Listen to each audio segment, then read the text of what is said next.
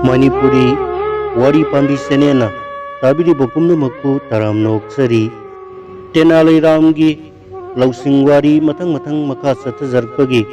Ngasi Amuk Wari Masa Ani Khaktang Mausagum Puduna Laksari Masi Amuk Ngaihak Taminaduna Awapothaminarasi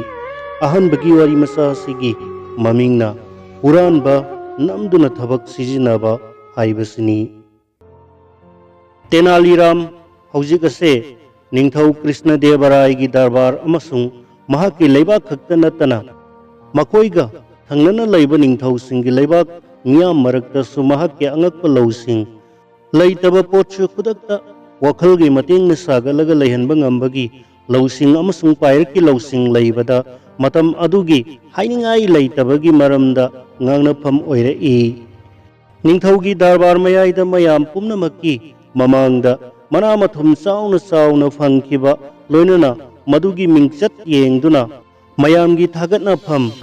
saknairaba afauba amasu oiribani masibu yenglaga atop mioi kayagi kalakna famgi maram amasung puran chinthi migi mapot namlau laubagi munbasingi pungning thengkhang kayarak hanna puran basingna magi maran mathum purananaba honakhi adum oinamak Huran bangambagi mahutta Huran bamasa amuk kauduna kapte haiba khakta khai mahakna lakna riba makoi kaisum sangi nungsit chaduna tokchai adumnadi oiraga lemna lauba phangningba Huran basingnadi amana mai paktrabasu makoina di songsoi soidana makki mai pakani haibagi wakhalda akiba leinaramde nong manumit ama Tenali Ram Darbarda aruba hiram amana maram oiraga yum halakpa thengdok khirami sak sari thaklingai da matam fana yamna hujin khirami amasung hamung changbada ahing tangkhai hujin thre yumda mahak amasung magi nupi khakta lai yamna si mahak uirol sarol tumtharure ikhang khangaudana phaklang hogairakpagi makol hairap manba ma tara i Tenali Ram na sepkhatuna makholado khangnanaba tumina honai soiraroi phaklang hogaiba oiragani haujik munna khangba ngamle madudi huranba isil inau singse phaklang hogaibada thawai yauri matang sida mahangna khalli haujik yumlonaba tananaba laurabadi huranba phaba ngamdaba suyai ngamba suyai adubo madudi natradana Tenali Ram gi mingchatta mangjabadi ngasidi soiraroi Karigumba huranba imungda sanglaklabadi matai manau animak unduna thamlaga araiba potchai lanthum ngamnamak khomduna pukhini madugi sumathakta miyamna amuk noksilakani saujabani da huranba singna karisu laitana sanabiramle haina mahak yamna thuna karigumba kanba ngamgadaba pambai amatasu kokta puthokpa ngamdana leiri mahakna khalli magi hek Nakanda tumle binupi haudok lagi aduga karigumba pambai ama thimina nanaba mahakna magi nupigi athotpa pambo matuda khujapina kanna laithatli nupi ado khangprek khangna pakhatna lauraga mafam marang khangdana haugatlaga fammi nupina asokpa pambo mado noiraga Tenali Ramda haiba yadaba wa haiduna breng ngangli sauraduna Tanja asimaktada mahakna pambai ama phanglakhi mahakna tingkhatana noklaga hai nangbo aina hodoklibase atai kaisu natine taw aikhoi babana siramdai gi matamda mahakna mapunsi suppa tansinjarakpa senjam singado kadai waida lotuna thamlami mado nangonda takhokke haina tawbagi wanida kanana bu khangba ngamba pono punsi haibase babana siramdai da haibirami Tenali Ram gi nupi aduna sawu makhai hairai asuk kuiraba sidana haidana laklaga ngaingamdadana ahing asida matam iraimak laitraba gumna hayeng ayuksu haiba mayai kaidorage nangbo mahakna hairai taro taibung mapu aigi thawai su hinglani maduda nupi aduna saurangna na hai adu haiga dauba kok hairodana hera kadai de sunateda Babana thamlamba lanthum mayamado irap lapna thambiramba natte aikhoi gi yumgi maningi ingkhol ahangba matek ama खरा नापी सिंबीना कुपसिंदुना लैरिबसे मसीगी मयाइमक्तदा खोंकाप तरा अकोइबदा सेलगी मपई मपई लैरिबनी अखोई बाबाना हाइबिरमी करिगुंबा खुदोंग चादबा लाक्पा मतमदा अमममता लौथोउ मिरोल तरा फावबदी थबक संसु सुदना नुंगाइना हिंबा यागनी अखोई अनि लुहोंगद्रिंगैगी ममांगदा अइना मसीगी मयाइदगी कोरीगी सपुदगी सनागी cell अयावबदो लौथोकपनी मदुना yum कयसे साहनबनी हौजिक्ति अइना नंगोंदा अमुक ताकथोकलिबसिनी करिगुंबा अइना लैतबा थोकलबा मतम अदुदा सिजिनफम लाक्लबदी नंगना लौथोउ तेनालीना ngangliba wafam mayam ase asuki matik launa ngangi madudi phaklangi marumda paksinduna lairiba huranbasing ado tananaba nganglibani wahai asikhak hairaga mahak amuk hipthakhi magi nupisu tumnanaba laknari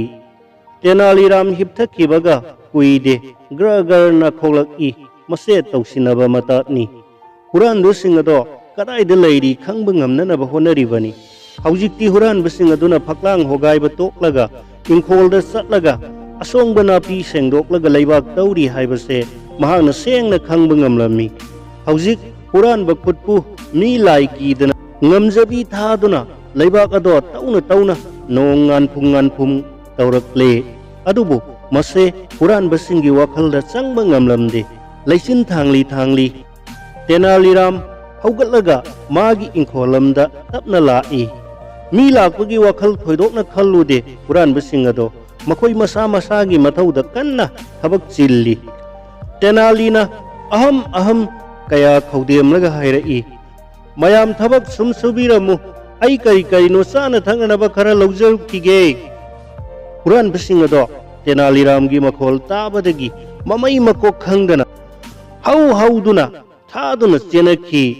करिगुंबदा अमुक फाबा ngamdanaba maikai salai khangdana chenakhi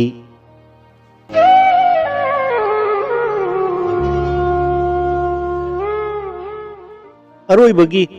Tenaliram की लौसिंगवारी मसासिगी ममिंगना मीगी मसिन मेनबा हईबा हाइबसे अमुक अरोइबोइना तामिनरसी निंगथौ कृष्णदेवरायना करिगुंबा मतमदा दरबार फमना दरबार फमलिंगै मनुंगदा अवा पोथाबो ओइना अमसुंग तेनालीना पाक हेक खुंबा वागनी खनबा मबुकनिंगदा खुदक्ता खलकपा वाहंग हेक हंगी अमसुंग मदुगी पुकनिंग पेनबा पाउखुमसु तेनालीना हंगबगा खुंबगा कानहंदे दरबारी मयामगी मरक्ता पायरक्की लौसिंगदा मागी मांगदा लेपिनबा कना अमता लैतना तोमथिनगानबनी नोंग मनुमित अमदा निंगथौ कृष्णदेवरायना दरबार द मीसोन तिलिंगैगी मनुंगदा महकी वाखलदा दरबार मयाई असिदा वहंग अमा हंगलगा तेनालीदगी हेनगे हाइबगी वाखलदा खुदक्ता निंगलकपा वहंग अमा हंगलई तेनाली आई नंगोंदा वहंग अमा हंगे नंग मदुगी पाउखुम पीबा ngamgadra अखोइगी लैपाक असिदा लैरिबा उसेकसिंगी अपुनबा मसिंग से कयानो तेनालीना आई मदो तसेंगनमकी चपचाना मसिंग अमा मांगदा थमजबा ngamgani इनिंगथौ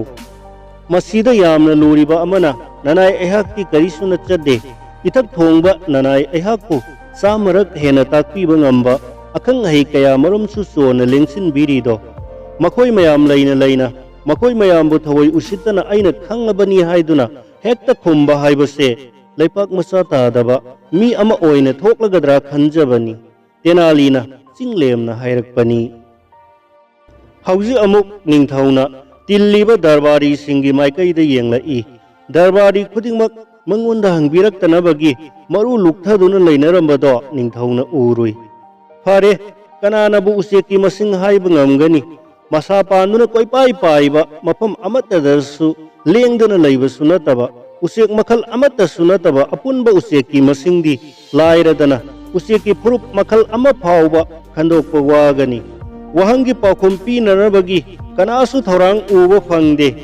मसिगी तंजा से लाक्लबदा निंगथौना तेनालीराम येंगदुना हाइरई हौजिक्ति नहाकनसु उरे अइगी वहंगी पाउखुम अरेंबदा तारे अदुना हौजिक्ति अंगकपा वहंग असिगी पाउखुम नहाकना पीगदबनी तेनालीराम इनिंगथौ अखोइगी लैपाक असिदा लैरिबा उसेकी मसिंग असे अदोमगी सनाकोकता हौरिबा समगी मसिंगा चप मानगनी तेनालीरामना निंगाई मलाइदना पाउखुम पिरकपनी। ए करी वातानोने हाइरिदुबो मसिंग कयानो हंगलगा कोककी समगा प्रमाण तौरक्लिबसिना कोकता हौबो सम मसिंगबु कनाना थीरुगदौरी थीबा ngamba हौनदे अदुना प्रमाण पीबगे महुत्ता चप चाबा मसिंग अदो हायु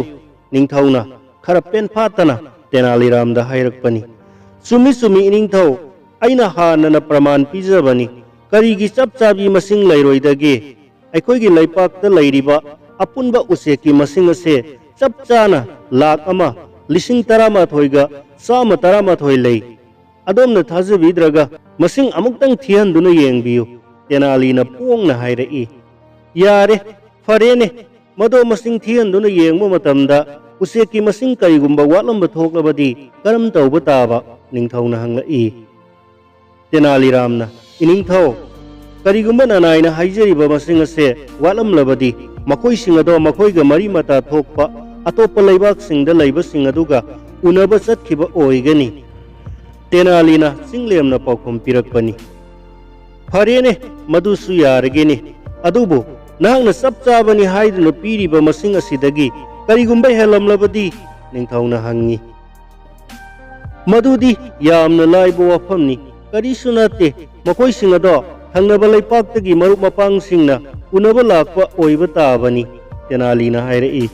निंगथौगी वा मखा तारक्किदे तुमिन्ना लैखी।